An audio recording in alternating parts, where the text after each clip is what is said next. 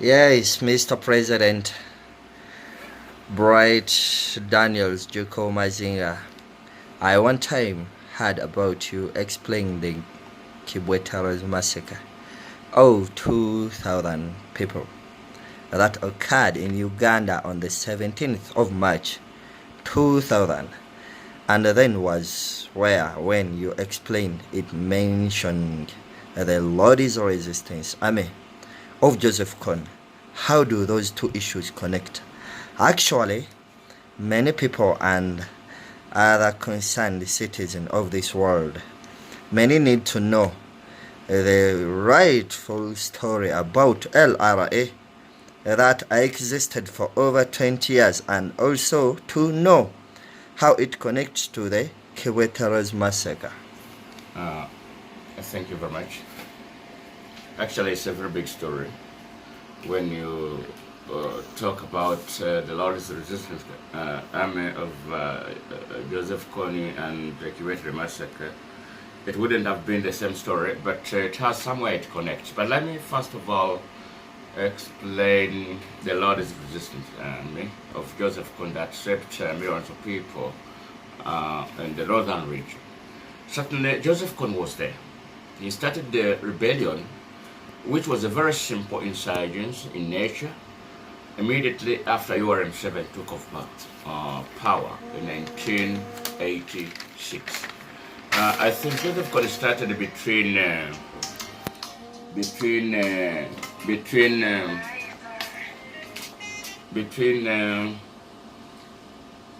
1987-88 there to around 7 to 8 years. That existed like between 8 and 9 years. But within this course, the UPDF was too powerful. Actually, Joseph Kony was just a sniper. They could not do any harm, that as you hear it. They used very simple atrocities to the people. And you remember, Joseph Kony was a son of the Achol region. He could not kill his own people. And actually he mentioned to the journalists that I'm not the person who has killed the people of Acholi. It is URM-7 himself has been killing the people. Actually, nobody could believe this. But what proved it right is that there was a mother of the northern region called Honorable Betty Bigombe. Honorable Betty Bigombe, who was sent by URM-7 to discuss with the rebels to ceasefire. When Honorable Betty Bigombe was discussing with Joseph Kony, actually, she did not believe that Joseph Kony could respect her to the levels that he did. When Joseph Kony was brought in front of Betty Bigombe, Joseph Kony started calling her mommy, which means that he was, humbled to see that Honorable Betty Bigombe is pursuing to ceasefire. He mentioned whatever they wanted, but when URM-7 saw that Betty Bigombe is hitting the deal to stop the ceasefire, it came out like URM-7 was just pretending. They turned against Betty Bigombe. They did not take the information as it was. Kony wanted and all that. So they turned against Betty Bigombe, and we had a shock that Betty Bigombe had flown out of the country in fear of death. So we wondered who is going to kill Betty Bigombe. The government that sent her to discuss a ceasefire with Joseph Kony. We left it there. But to cut it short, Betty Bigombe fled the country, and URM-7 put Honorable Rukakana Rugunda to continue with the discussions in pretense. But still the rebels were able to agree in this time. They were even given amnesty, and the rebellion remained with only Joseph Kony and 2 other generals, and those 2 ran to Southern Sudan, and Joseph Kony ran to Central African Republic when he was ill and all that. But after all this amnesty and the cease of the rebellion, which lasted for only 8 years, you may wonder how the rebellion continued up to 25 years. Then what happened is that Yoram Sar himself replaced the rebellion with his own soldiers, and they continued doing heavy atrocities in a replica of exactly what Joseph Kony was doing. The only thing that Joseph Kony did to the people of Northern Region is to abduct the girls, the students of Aboke High School.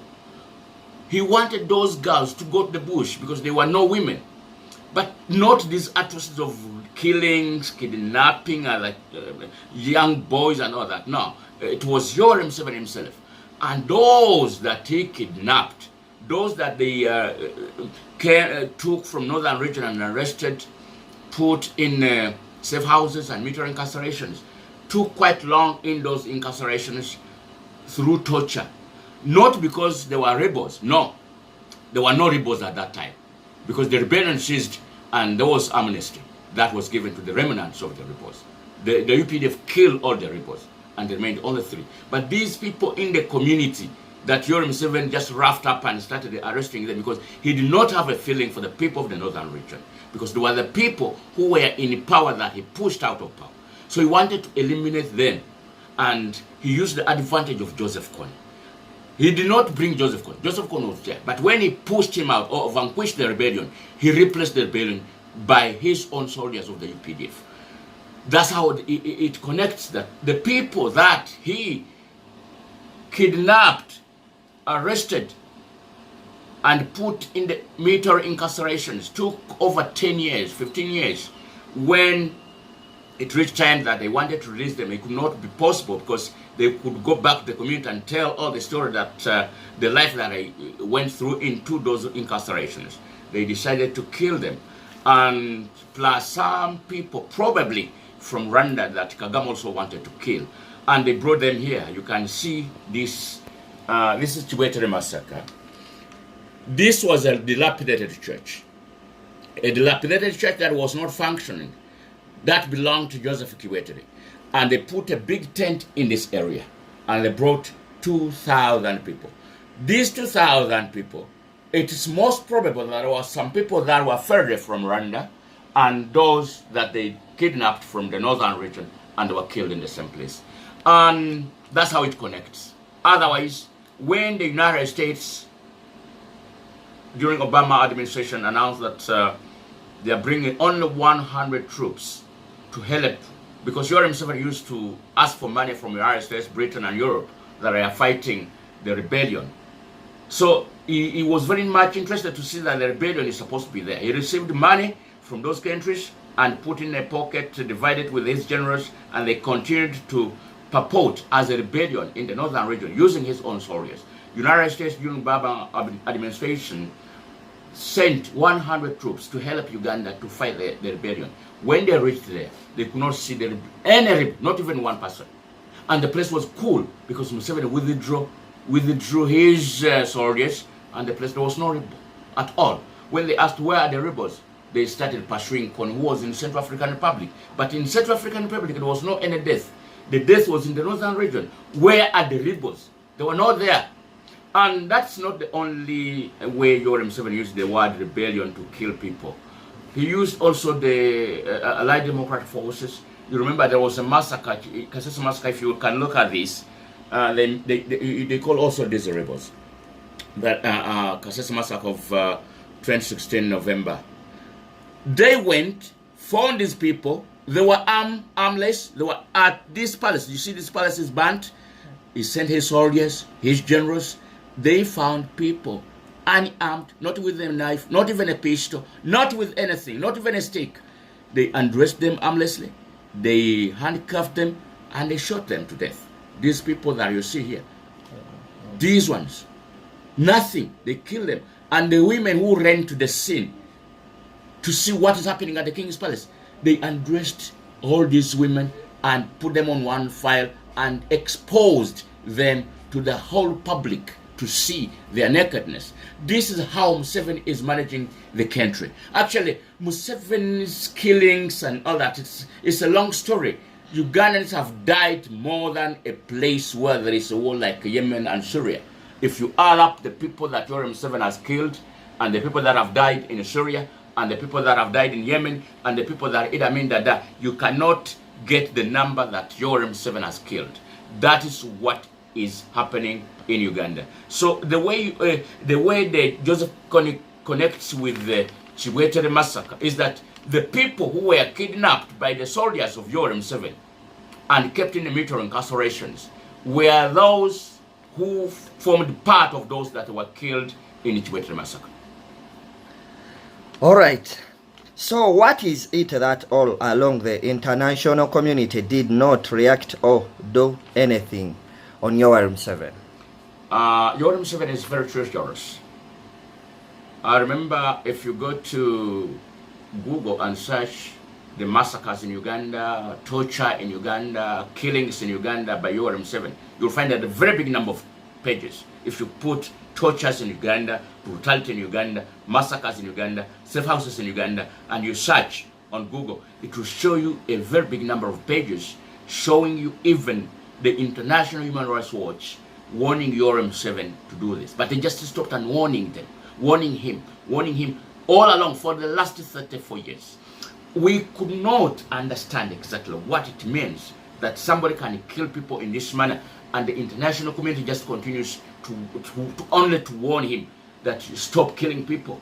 And sometimes they could keep quiet. But what I know to my conscience is that Yoweri Museveni has bribed the whole world, including United States, European countries, and Africa. Actually, the African country and the African Union and African presidents are fond of Yoweri Museveni.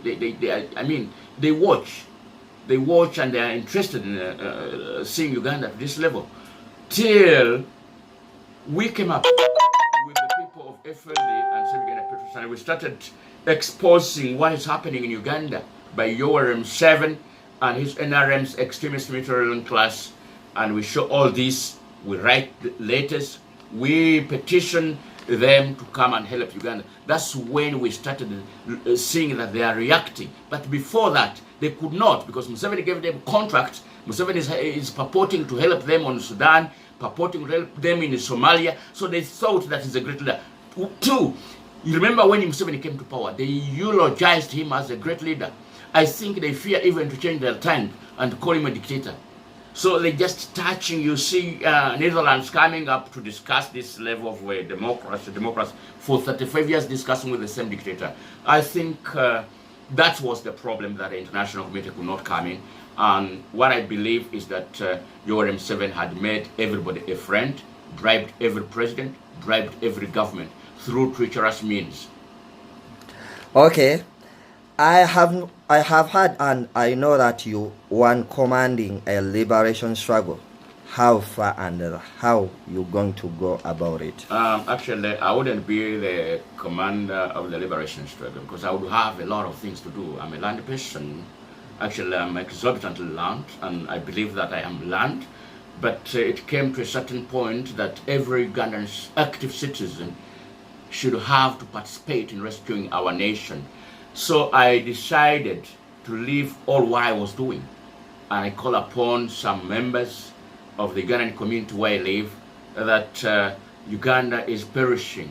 Let us mobilize and see how we can raise up the voice to call the international community and see if they can help us to sweep the dictator Yoweri Museveni out of power. So that is how it is. But in a nutshell, what we needed most is to approach the international community, because a dictator of 34 years cannot just be removed by only citizens in a massive oppression as we're preparing. So that's how I ended up in leading the liberation struggle in Uganda.